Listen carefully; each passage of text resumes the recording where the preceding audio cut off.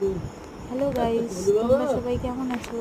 আশা করছি সবাই ভালো আছে। আমি তো খুব ভালো আছি। তার কারণ আমার একটা বান্ধবীর ছিল আজকে বিয়ে, তাই আজকে রেডি সেডি হয়ে দুজনে বেরিয়ে পড়লাম বিয়ে বাড়িতে। এখানে গিয়ে ফার্স্ট খেয়ে নিলাম পকোড়া। ফার্স্টেই পকোড়া খেয়ে নিলাম দুজনে। তারপর পকোড়া খাওয়া হয়ে যেতেই তারপর আমাকে একটু ভিডিও কায়দা করে পকোড়া খাচ্ছিলাম আর কি। এখন তারপর এই হচ্ছে আমাদের ফোনে। তারপর গিফট দিয়ে চলে গেলাম, গিফট দিতে চলে এলাম। এই যে গিফট দেওয়া হয়ে গেল। তারপর চলে গেলাম ফুচকা খেতে। ফুচকা যেই একটা গালে দিলাম, দেখো গাইস আমার রিয়াকশনটা কেমন ছিল, সেই ছিল।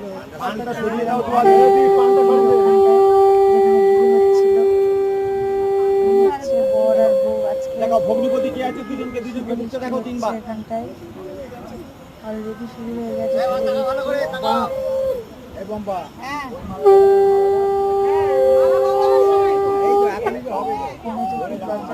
তাই তাকাচ্ছিল না।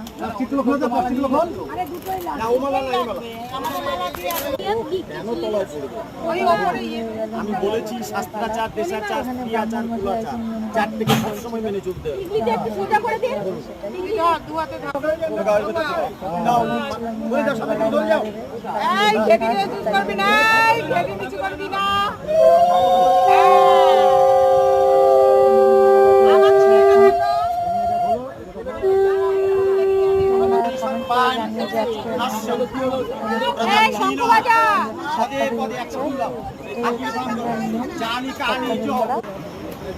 তারপর চলে গেলাম খেতে।